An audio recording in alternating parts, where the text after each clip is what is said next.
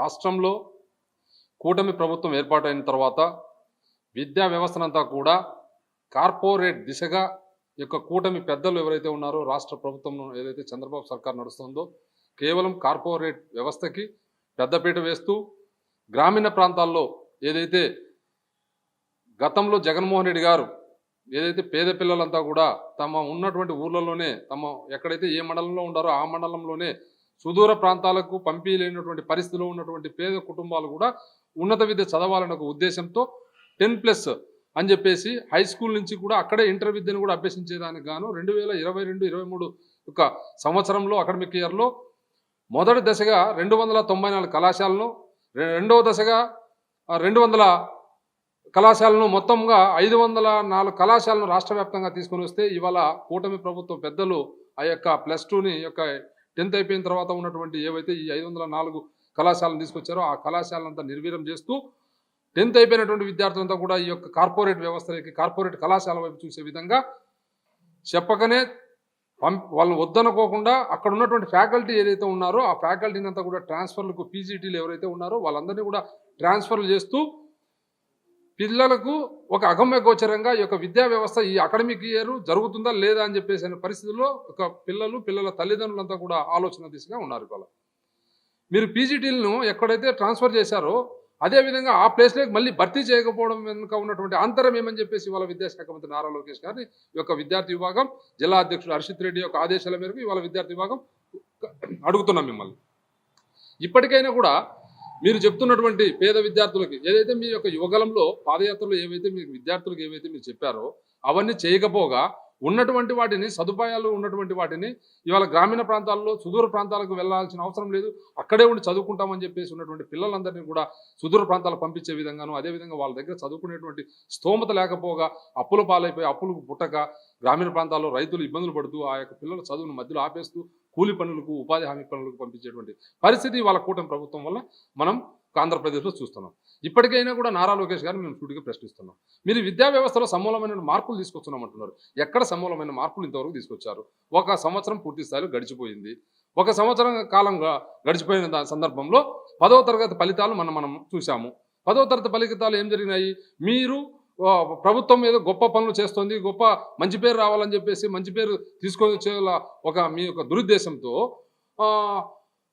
అక్కడ ఉన్నటువంటి ఫ్యాకల్టీని కాకుండా ఎవరు పడితే వాళ్ళ వాల్యుయేషన్ చేయడము, ఆ యొక్క తప్పిదాలు జరగడము, చాలా వరకు దాదాపు 60% వరకు కూడా 20 మార్కులు 25 మార్కులతో ఫెయిల్ అయినటువంటి విద్యార్థులు రీవాల్యుయేషన్ పెట్టుకుంటే రీవాల్యుయేషన్లో 90 మార్కులు పైచీలకు రావడం గమనార్హం. ఇదే నిదర్శనం మీ యొక్క ప్రభుత్వం విద్యార్థుల పక్షాన ఏ విధంగా ఉందని చెప్పేసి మళ్ళీ దీన్ని కప్పిపుచ్చుకోవడానికి ఏవేవో స్టేట్మెంట్ ఇవ్వడము, ఆ యొక్క విద్యార్థుల భవిష్యత్తును అగమగోచరంగా చేయడము, ఆ విద్యార్థులు ఇంటర్మీడియట్ చేరే లోపల ఈ యొక్క అకాడమిక్కి సంబంధించినటువంటి నోటిఫికేషన్లన్నీ ఇంటర్మీడియట్ కళాశాలలో భర్తీ కావడము, ఇవన్నిటినీ చూస్తుంటే యొక్క కూటమి ప్రభుత్వం కేవలం మీ యొక్క ఆర్భాటాలకి మీ యొక్క ప్రభుత్వంలో ఉన్నటువంటి పెద్దలకి ఉద్యోగాలు, మీ యొక్క ప్రభుత్వానికి సంబంధించినటువంటి సహచరులకి ఈ యొక్క ఉద్యోగాలు వచ్చే పరిస్థితి తీసుకొస్తున్నారు తప్ప విద్యార్థులకు కానీ యువతకు కానీ ఎక్కడ కూడా ఉద్యోగ అవకాశాలు వచ్చినటువంటి పరిస్థితి లేదు. విద్యా వ్యవస్థ సక్రమంగా నడిచేటువంటి వ్యవస్థ లేదు. ఇప్పటికైనా కూడా నారా లోకేష్ గారు మీరు ఖచ్చితంగా ప్రతి ప్రాంతంలోనూ జరగండి. కార్పొరేట్ ఈ యొక్క సిటీలో నడుస్తున్నటువంటి కార్పొరేట్ స్కూల్స్కి వెళ్ళండి, కాలేజీలకు వెళ్ళండి. యూనిఫామ్స్ అమ్ముతున్నారు, బుక్స్ అమ్ముతున్నారు, విపరీతమైనటువంటి ఫీజులు పెంచేశారు. 6th క్లాస్ నుంచి ఇంటర్మీడియట్కి 60,000 స్టార్ట్ అయితే 2,50,000 దాకా కూడా ఫీజులు ఇవాళ ఉండడం చూస్తున్నాం మనం. మీకు ఇవన్నీ కనపడట్లేదా? విద్యార్థుల యొక్క పక్షాన విద్యార్థి సంఘాల యొక్క ప్రశ్నిస్తుండడం మీకు వినపడలేదని అడుగుతున్నాం. ఇప్పటికైనా కూడా విద్యా వ్యవస్థలో సమూలమైన మార్పులు తీసుకురావడానికి మీరు ప్రయత్నం చేస్తారని ఆశిస్తున్నాం. మీరు ప్రయత్నం చేస్తే మేము సంతోషిస్తాం. విద్యా వ్యవస్థ అనేది బాగుండాలని చెప్పేసి ఏదైతే జగన్మోహన్ రెడ్డి గారు నాడు నేడు అని చెప్పేసి ఒక పథకాన్ని ఒక నూతన ఒరవడిని సృష్టించినటువంటి యొక్క విధానాన్ని మీరు బస్టిస్తున్నారు తప్ప దాంట్లో ఏమాత్రం ముందుకు తీసుకొని పోలేదు. ఎందుకంటే ఇవాళ మీరు తల్లికి వందనము అని చెప్పేసి పేద పిల్లలకి వేసినామంటున్నారు. ఎక్కడ తల్లికి వందనము అందరికీ ఎక్కడ ఇస్తున్నారు? దాంట్లో కోతలు విధిస్తున్నారు. వాళ్ళకి ఏది ఇన్కమ్ సర్టిఫికేట్ ఆ పవరు ఇన్ని యూనిట్లు ఉండాలని చెప్పేసి అంటున్నారు.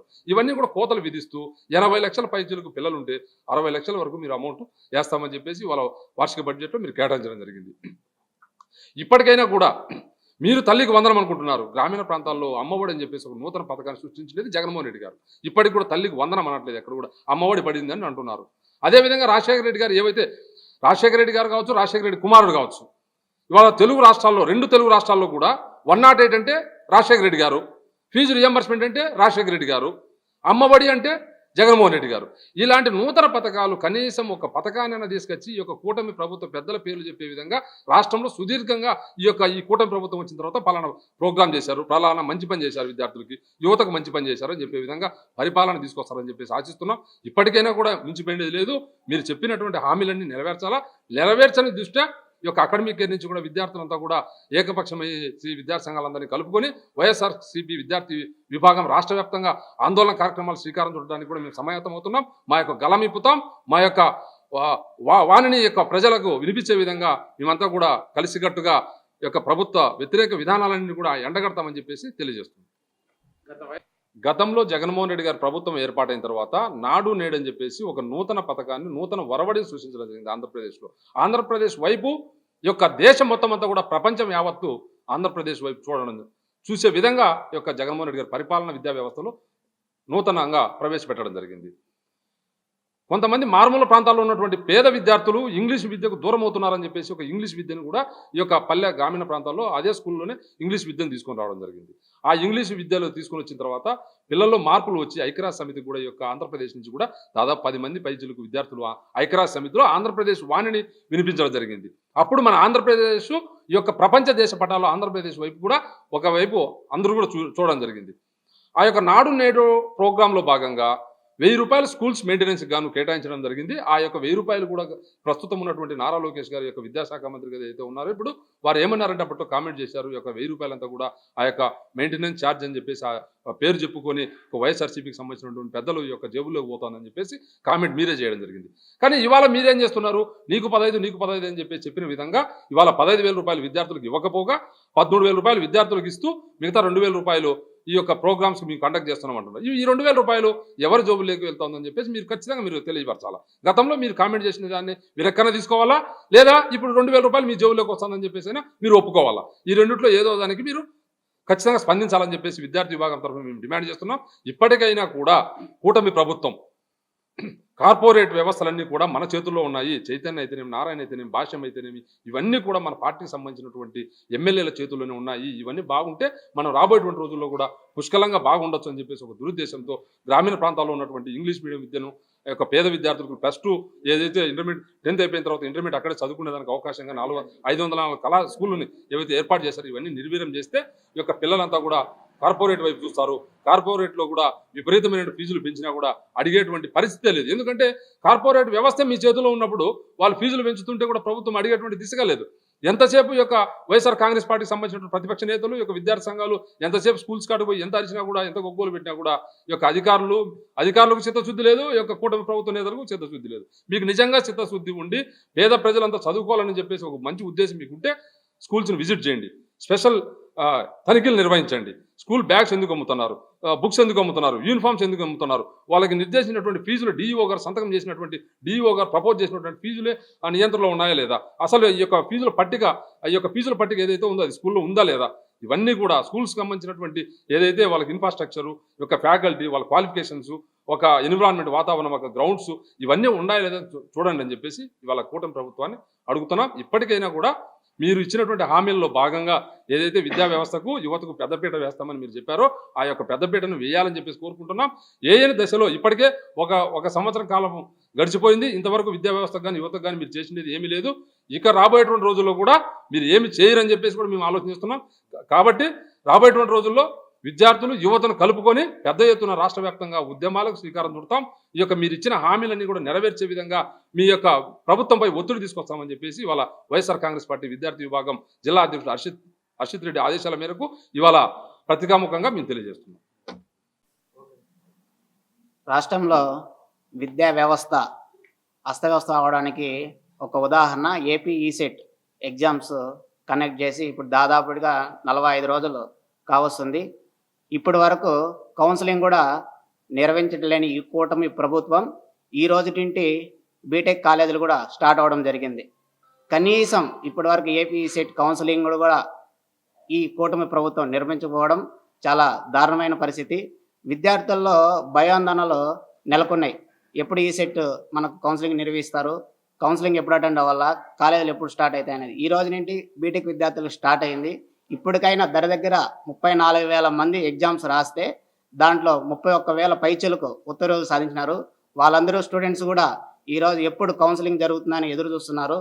తక్షణమే విద్యాశాఖ మంత్రి నారా లోకేష్ గారు స్పందించి దీని మీద తగు చర్యలు తీసుకోవాలని చెప్పి విద్యార్థి విభాగం తరఫున మేము డిమాండ్ చేస్తున్నాం. అయితే గత వైఎస్ఆర్ కాంగ్రెస్ పార్టీ హయాంలో నాడు నేడు కింద ప్రభుత్వ పాఠశాలన్నీ కూడా చాలా అభివృద్ధి చేశారు, రెన్యువేషన్ చేశారు. అదేవిధంగా digital class rooms, CBSE syllabus, TOEFL teacher కూడా పెట్టారు. టోఫెల్ క్లాసులు, ఇంగ్లీష్ మీడియం ఇలాంటివన్నీ కూడా తీసుకొచ్చారు. ఇలాంటి సంస్కరణలన్నీ గవర్నమెంట్ తీసుకొస్తే ప్రస్తుతం ఉన్న కూటమి ప్రభుత్వ పాఠశాలని నిర్వీర్యం చేసేందుకు ఇవన్నిటికి కూడా మంగళం పాడేశారా అని అనుకుంటున్నారు. ట్రోఫిల్ క్లాసులు కానీ విద్యా వ్యవస్థలో సర్వనాశనం అయిందని చెప్పడానికి ఎలాంటి మొహమాటం లేదు ఈరోజు. ఎందుకంటే కూటమి ప్రభుత్వంకు ఉన్న రెడ్ బుక్ రాజ్యాంగం మీద ఉన్న ఏమాత్రం శ్రద్ధ కూడా విద్యా వ్యవస్థ మీద ఒక్క కోశాను కూడా లేదు. నారా లోకేష్ గారు రెడ్ బుక్ రాజ్యాంగం అని పదే ప్రెస్ మీట్లలో వాళ్ళ బహిరంగ సభల్లో మాట్లాడుతున్నారు. అదే నారా లోకేష్ గారు ఈరోజు విద్యాశాఖ మంత్రిగా ఉండి విద్యా వ్యవస్థలో మేము ఏం మార్పులు తీసుకున్నాం, విద్యా వ్యవస్థలో తీసుకున్న మార్పులు ఏంటి, మీరు తీసుకున్న మార్పుల వల్ల విద్యా వ్యవస్థ ఈరోజు ఏ విధంగా ఉంది అని చెప్పి ఒక్క ప్రెస్ మీట్ కానీ లేకుంటే ఒక బహిరంగ సభలో కానీ ఇప్పటి వరకు నారా లోకేష్ గారు ప్రకటించలేదు. అదే రెడ్ బుక్ విషయంలో అయితే ఏ ప్రెస్ మీట్ పెట్టుకున్నా లేకుంటే ఏ బహిరంగ సభలో అయినా మా రెడ్ బుక్ రాజ్యాంగం మేము అమలు చేస్తున్నాం, రెడ్ బుక్ రాజ్యాంగం చూసి దడుచుకుంటున్నారని చెప్తున్న నారా లోకేష్ గారు ఈ రోజుటికైనా మీరు విద్యలో ఏం జరుగుతుంది, స్కూల్స్ ఏం జరుగుతుంది, కాలేజీల్లో ఏం జరుగుతుంది, బీసీ ఎస్సీ ఎస్టీ హాస్టల్లో ఏం జరుగుతుంది అని మీరు గమనించి ఆ హాస్టల్స్లో కానీ ఈ స్కూల్స్లో కానీ కాలేజీల్లో కానీ ఇప్పటికైనా మీరు కళ్ళు తెరిచి విద్యలో మార్పులు తీసుకొచ్చి విద్యలో గవర్నమెంట్ స్కూల్లో చదువుకుంటుండేది బిలో పావర్టీ లైన్ పిల్లలు. అలాంటి పిల్లలకు మీరు కనీస సదుపాయాలు కూడా కల్పించలేకపోతే రేపు ఈ గవర్నమెంట్ స్కూల్లో చదివే పిల్లలందరూ రేపు ప్రైవేట్ స్కూల్ బాట పడతారని చెప్పి మీకు ఒక దురుద్దేశంతోనే మీరు గవర్నమెంట్ స్కూల్స్ని సర్వనాశనం చేస్తున్నారు. ఉదాహరణ ఏమంటే స్కూల్స్లో నాడు నేడు కింద ట్రోఫెలు ఇంగ్లీష్ మీడియం స్కూల్స్ తీసుకొస్తే ఈరోజు మీరు ఇంగ్లీష్ మీడియానికి మంగళం పాడేశారు.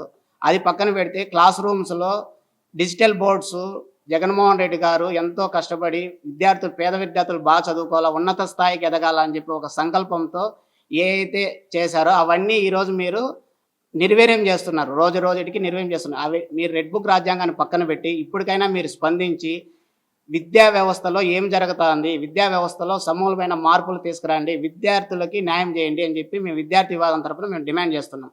ఏ ప్రభుత్వమైనా బాగుండాలి అంటే ప్రజలు బాగుండాలి అంటే ఏం చేయాలి? విద్యార్థులకు కానీ జగన్మోహన్ రెడ్డి గారు ముఖ్యమంత్రి అయిన తర్వాత పేద ప్రజలు బాగుపడాలన్నా పేద కుటుంబాలు ఉన్నత స్థాయికి ఎదగాలని చెప్పినా ప్రామాణికంగా విద్య వైద్యం ప్రామాణికంగా తీసుకొని నాడు నేడు అనే ప్రోగ్రాం తీసుకొచ్చి వేల స్కూల్స్ రెనోవేట్ చేసి విద్యార్థులకి ఒక ఉన్నత శిఖరాలకు ఎదగాలన్నా విద్యా వ్యవస్థ ఒక ఇంట్లో ఒక దీపం వెలగాలన్నా విద్యే దానికి ఉపయోగపడుతుంది. విద్య ద్వారానే ఒక కుటుంబం బాగుపడాలంటే విద్య ద్వారానే ఆ కుటుంబం బాగుపడుతుంది అనే ఒక సంకల్పంతో విద్యార్థులకు గవర్నమెంట్కి కరోనా టైంలో ఎన్ని ఇబ్బందులు ఉన్నా కూడా జగన్మోహన్ రెడ్డి గారు విద్యకు మొదట ప్రాధాన్యత, రెండో ప్రాధాన్యత వైద్యానికి. ఎందుకంటే మిడిల్ క్లాస్ ఫ్యామిలీస్ వైద్యానికి ఏదన్నా ఒకరు ఇబ్బంది బాగాలేకన్నా ఏదైనా ఇష్యూ అయితే సంపాదించిన డబ్బులు అప్పులు చేసి అప్పుల పాలు అయిపోకూడదని వైద్యాన్ని కూడా చాలా రెనోవేట్ చేసి జగన్మోహన్ రెడ్డి గారు ఉన్నత స్థానంలో నిలిచారు. ఈరోజు ఉన్న కూటమి ప్రభుత్వం విద్యని వైద్యని కూకట వేళ్లతో పెకిలించి పక్కన వేశారు. ఇప్పటికైనా గమనించుకోవాల్సింది ఏంటంటే విద్యార్థులకు యువతకి ఎలాగో మీరు ఇది చేస్తున్నారు, వైద్యం కూడా మీరు మంచిగా చూసి ఈ కూటమి ప్రభుత్వం మళ్ళా ప్రజల్లో మంచిగా రావాలనుకున్నా మీరు ఏదైనా చేయాలనుకున్నా కూడా విద్యని హాస్పిటల్స్ని మీరు ఇది చేయకుండా చూడాలని చెప్పి మేము మనవి చేస్తున్నాం.